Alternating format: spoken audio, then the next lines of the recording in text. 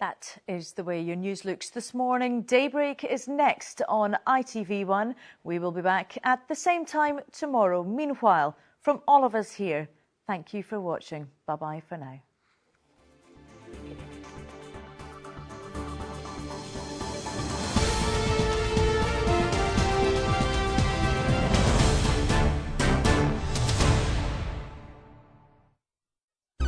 Name something you put your foot in. Sandwiches.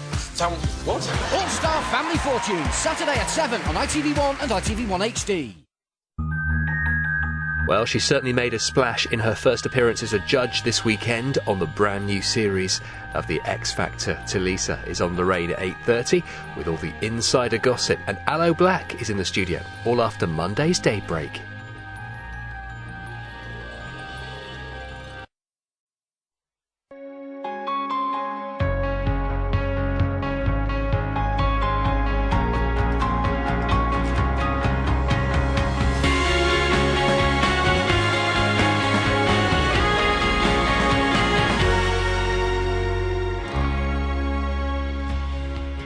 Good morning. It's 6 o'clock. Welcome to Daybreak on Monday the 22nd of August. Today's breaking story. The end is in sight for Gaddafi's regime.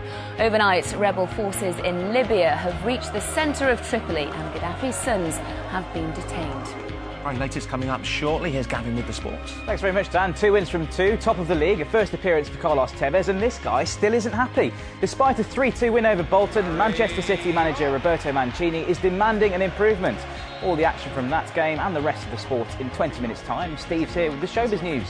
Good morning to you. A brand new series and brand new faces. How did they get on? Well, by all accounts, it was a record-equalling first show for the brand new start of The X Factor. We've been talking about it all morning, some guests, and we want to know your views on the new show and those judges. And Kirsty, how's your weather today?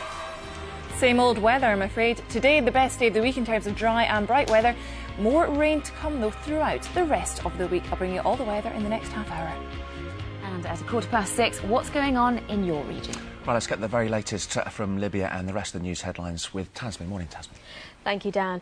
Good morning. Thousands of people have been celebrating on the streets of Tripoli after rebel forces entered the city. 2 of Colonel Gaddafi's sons are understood to have been captured, while the leader's whereabouts are still unclear. His pleas on state television for Libyans to fight the rebels appear to have been ignored. Sue Jameson reports. Joy in towns across Libya as thousands took to the streets to celebrate the news. Victory for the rebels after all the months of bitter fighting. While they can't claim to have the whole city under control yet, those battling to overthrow Colonel Gaddafi have been cheered on, met with waving flags and guns fired in celebration. It's what President Obama has described as a tipping point, with Tripoli slipping from the grasp of a tyrant. David Cameron also said the Libyan leader had to stand down to avoid further suffering for his own people. Though it's far from clear if Colonel Gaddafi will do as he promised and stay till the end, he urged his supporters not to give up in a state TV broadcast. You leave your houses and carry out your duty, dead or alive. Go to Tripoli from within and from outside. However, the detention of the leader's 2 sons is being seen as a significant sign of the collapse of the regime. Saif al-Islam was, in many people's eyes, the likely successor to Gaddafi, and somebody actually who's wanted at the International Criminal Court. He's been handed over to the court. The Libyan Information Minister accused NATO of backing armed gangs with air power. NATO insisted it was not directly assisting the rebels but striking legitimate military targets.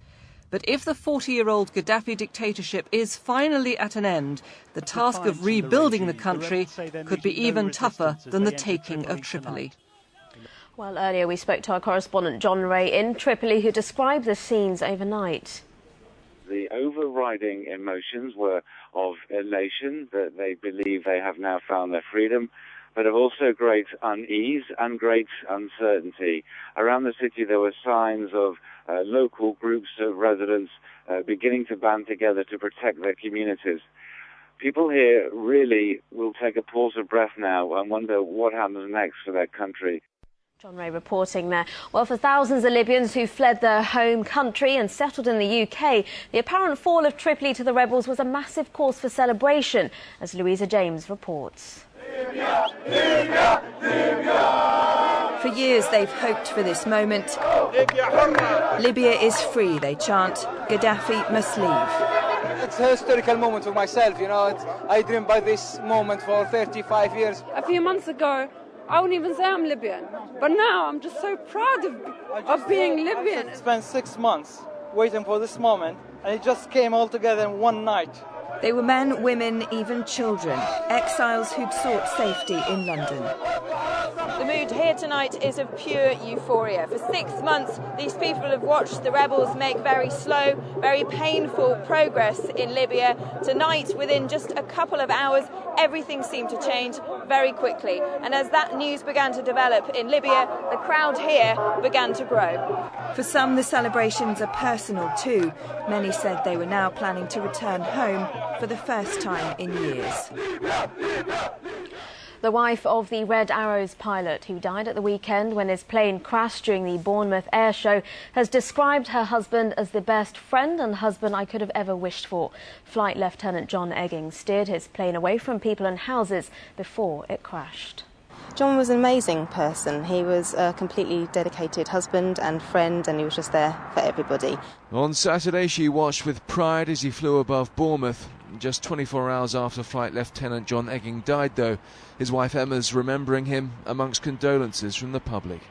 The tributes that have poured in over the last 2 days for him and to him, both online and here in Bournemouth, have just been astounding. The famous display team's grounded, but its pilots and the RAF determined that others should pay tribute to Flight Lieutenant John Egging by allowing the show to go on.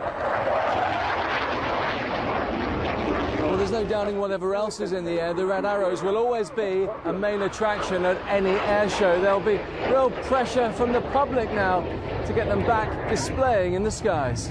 Sheila Jenkins comes to Bournemouth's Air Festival every year with her family. She wants the Red Arrows to fly again soon.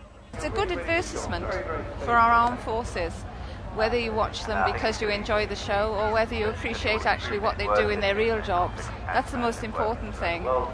And I personally would like them to carry on. Books of remembrance have been opened in Bournemouth's Town Hall, messages that will be passed on to John Egging's wife, who watched the display on Saturday. We can now join Richard Gaisford at the scene of Saturday's crash. Richard, good morning to you. So where does this terrible tragedy leave the Red Arrows? Well, very much in the hands of the investigators, who still have some way to go to decide whether or not this was down to mechanical failure or human error. They will, of course, be thinking back to an accident that happened in training in Greece last year, where 2 jets collided. 1 plane was lost, but both pilots survived.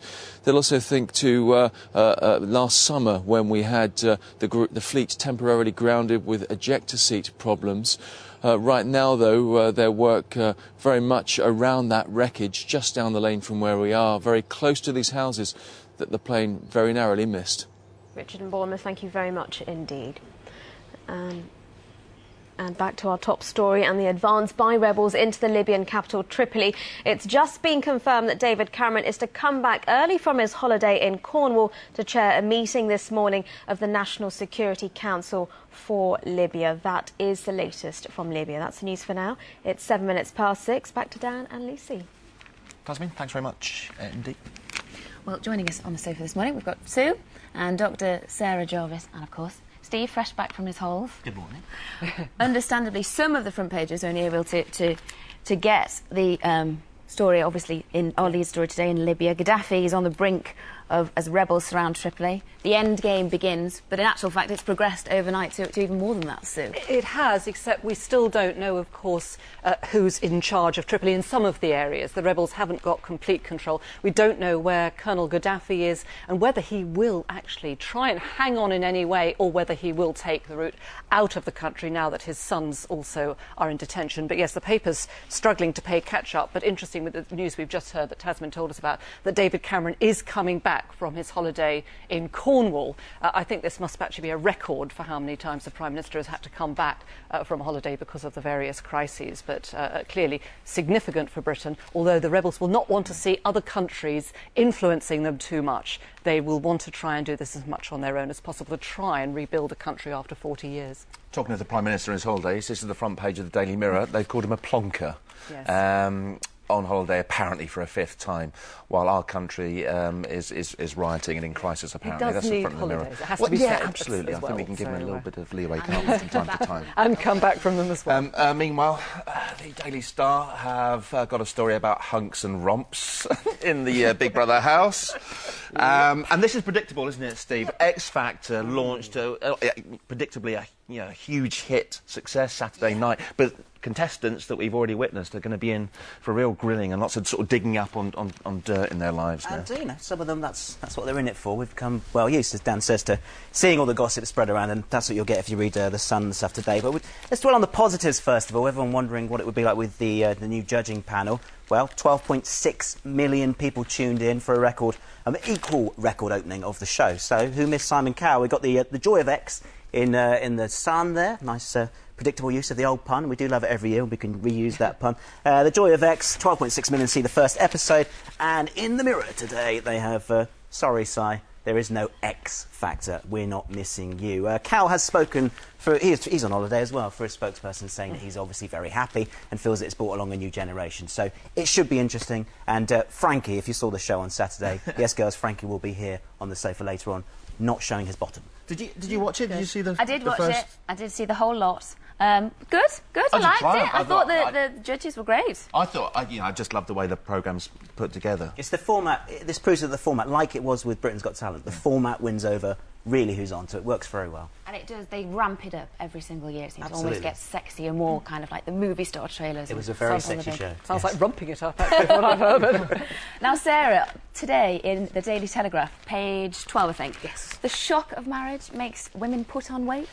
Well, it's quite interesting, isn't it? Women get married and they put on weight, men get divorced and they put on weight, which kind of says it all these years of equality. And actually, when they get married, women are the ones who don't have time to exercise. They spend all their time in the kitchen. They look after their husbands. And obviously, there are exceptions, she says very hurriedly. But then when they get divorced, men revert to TV dinners and takeaways. And of course, consequently, they put on weight. So it is quite ironic. Is it just the case that women just get comfy once they're married? They've got that ring on their finger, they're done, they're sorted. Is it psychological? This is the Italian mama theory, isn't it? It's that, you've got your man, so you don't need to look after yourself anymore. I have to say, from what I hear from my patients, that's not the case. Women constantly are juggling. Women these days don't stay at home and look after the house and have time for themselves and go out for coffee mornings. They spend all day at work and then they come home and they look after the kids. And the theory is, and I think really very much what I see from my patients, is that husbands are just still not quite doing half in the home, even though they're doing half at work. Well, indeed. But interestingly, at the same time, we've got a story, women putting on weight, men putting on weight, but actually lots of older people in the UK at risk of malnutrition. And that's something we do need to be aware of. We think of ourselves as a nation of getting fatter, not looking after ourselves. But actually, older people, we do need to be aware people are still at risk of malnutrition. How'd you get rid of an itch? Divorce him? After 7 years. Very good, Sarah. Excellent. But if you're a big fat seal, you just got to find the nearest rock to find that pesky little itch, or maybe the side of your home in your pool. Some itches are easier than others to get rid of, it seems. The back itch is always a troublesome one. Yeah, I'd like the idea of maybe someone helping him out. Yeah, it's just like, no, let him get away with it. That's Baranov, a northern fur seal who lives in the New England Aquarium. He's a large seal. Yeah, that's With quite a lot nice of eczema or something. I think he's a candidate for some major antihistamine treatment. Put it in the water. Joan Collins, just quickly. You loved this, didn't you? In the Mail. Having listened to all the top politicians and top police and all the columnists say, how do we fix broken Britain? Look no further than the Daily Mail, because Joan to the rescue. And what's it all about? Well, it's about discipline in the home. And I love the way she's dissed her own family here. It says this is a brutally honest, wickedly funny new book. And she says, I'm less than thrilled at the way my own children seem to minister to the children's every need. Talk about divorce. But yes, I don't think she's going to be voting for Ed Miliband anytime soon. Let's put it that way. What are her top tips then? Discipline in the home, don't give children everything they need. She's starting on the bottom line here, but yes, courts should really punish. I think we can say it's possibly a fairly right-wing agenda, but handcuffs and whips, I think, possibly come into it if I'd read down to the bottom. She is still living in LA, right? Yes, exactly. Yes, I think so. Throwing stones from afar. Yes. Thanks all. Now, at the weekend.